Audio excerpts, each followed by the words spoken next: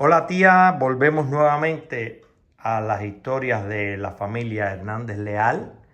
Estamos ubicados en los años 50. Ustedes son dos varones. ¿Y cuántas hembras eran ustedes? Cinco. Cinco, son siete. O sea, nació primero Raúl, cinco hembras seguidas y después el último que fue Tato. Es decir, los dos varones atenazaban a las cinco hembras. Cuéntanos un poco de Raúl después que vinieron del campo, qué recuerdas de él, cómo era su vida, porque yo de niño ya no lo vi en el núcleo de Cabaiguán, no sé qué pasó, ¿cómo fue eso, tía?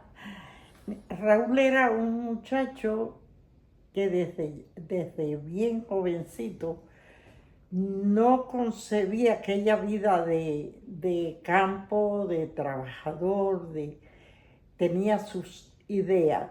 Entonces él estudió por correspondencia, estudió mecánico ah, en una escuela precisamente de aquí de Estados Unidos. Entonces le mandaban todas Las asignaturas y, las y los temas que tenía que sí, evaluar. y él los estudiaba y hacía los exámenes así, por correspondencia. Me Vivíamos, has dejado sorprendido con ese hecho que no lo conocía. oh sí, Raúl entonces desde chico fue bien, ah, quería salir adelante, aquella no era su ambiente, su vida. Entonces, había en la casa, vivíamos en un bohío en el campo, y había una casa de guano separada.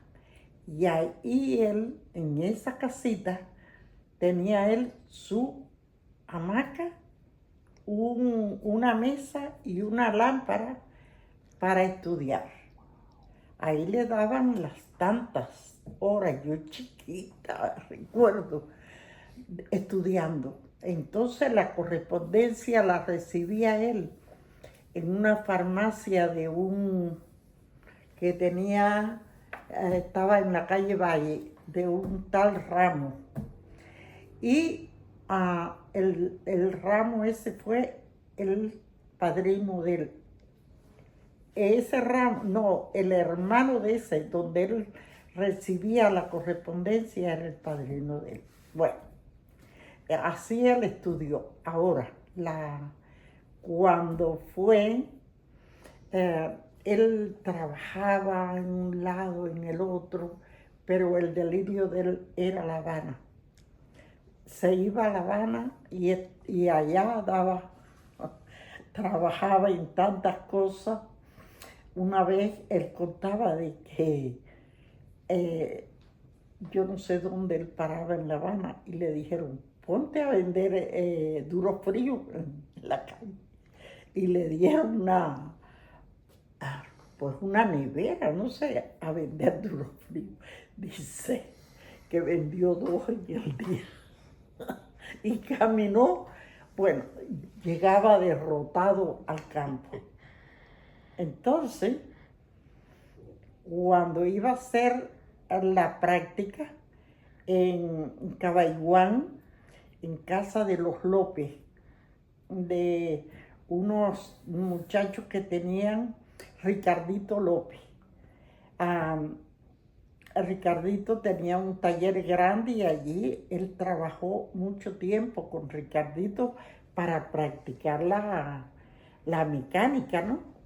Y entonces iba a dormir a casa de mi tía al Cocal y ahí le daban lo que esos guajiros comían era arroz y frijoles y yuca. Pues no les daba nada que él comiera allí. Y así, Un plato de arroz con frijoles siempre sobraba en una casa de esa. siempre, siempre. Y ahí yo recuerdo de una temporada de Raúl. Pero era así que él iba para La Habana, iba para Camagüey, hizo, que por cierto, Miguelito ahora haciendo historias de la revolución, hacía revolución y hizo muchas. Él ayudó mucho a la revolución. Y bueno, no le dieron nada. Cuando triunfó la revolución, lo mandaron para Camagüey y ahí fue de mecánico para una unidad que estaban haciendo carretera y obras públicas y él era el mecánico de esa compañía de obras públicas. Ahí conoció a Ana Dolores, se casó y ahí echó sus raíces, crió a sus hijos, le dio de cierta forma educación. Los hijos de Raúl están preparados, ¿sabes? Muy preparados. Por lo menos tienen más preparación que yo todavía. Juan Pablito era maestro no sé de qué y Raúl estudió ingeniería eléctrica. Pero no, vaya, esas carreras no tenían, no sé, tenía una boca abierta para decir lo que no le gustaba en el gobierno y estuvo preso varias veces hasta que consiguió de venir para acá. Estás hablando del hijo. Sí, de Raúlito. Sí. Ya Raúl en esa época había muerto. Raúl iba a La Habana. Seguía yendo a La Habana. Él era un enamorado de... No, y después para tratamiento de él, de su enfermedad. Ya el primero iba a casa de Amelia y después que Amelia se fue para Tenerife, iba a casa de Analicia y Analicia ya hasta Maite le tocó parte de las atenciones a Raúl estando en casa de Analicia.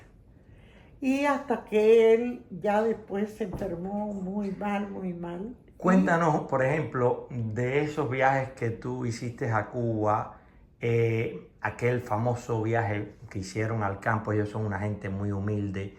Cuéntanos un poquitico, sin entrar en mucho detalle, pero bueno, creo que es uno de los recuerdos que todos los hermanos tienen de la época en que volvieron a reunificarse.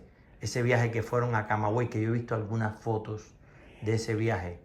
A Camagüey no, era en... A Cabaiguán. No era en Cabaiguán. Ellos vivían en Minas. En Minas vivían ellos, un pueblito. Bueno, mira, cuando vine en el 71, fui en el 79. Entonces ese viaje fue a 5 días en Cuba. Aquello fue la alegría más grande de la vida.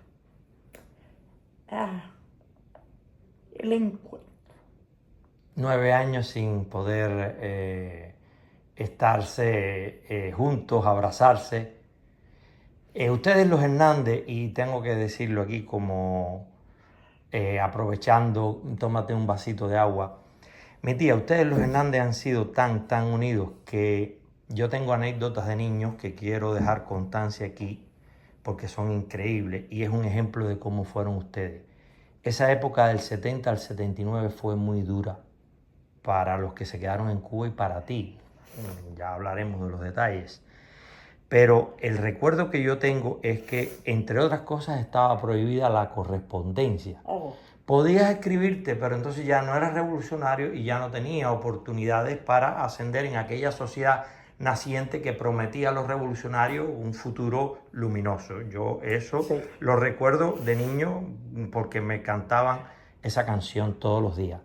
Y mi madre recibía las cartas tuyas, que no eran para mi madre, eran para la familia. Tú mandabas una carta para la familia y después los hermanos se iban pasando la carta. Aquellas cartas duraban un mes desde que tú la escribías, que se echaban el correo, a que llegaban a Cuba, y a mi casa llegaban 3 o 4 meses después. Y recuerdo a mi madre escondida en la casa, escondida de mi padre también, leer aquellas cartas, me las leía en voz alta para contarme cómo estaban ustedes, sin comentarios. No se hacían comentarios de ningún tipo, pero solamente me narraba. Y eso es un ejemplo de resiliencia, que ustedes tenían una resistencia a lo que se había impuesto en aquella época, que era la separación de los hermanos. Y por eso el año 79 fue tan importante, tía. porque tú pudiste volver, pudiste abrazar a tus hermanos, pudieron verse nuevamente después de 9 infinitos años sin verse la cara. Y bueno, ese es el punto donde nos reencontramos con Raúl nuevamente. Fue un reencuentro tremendo eso, de veras. Allí no había de noche.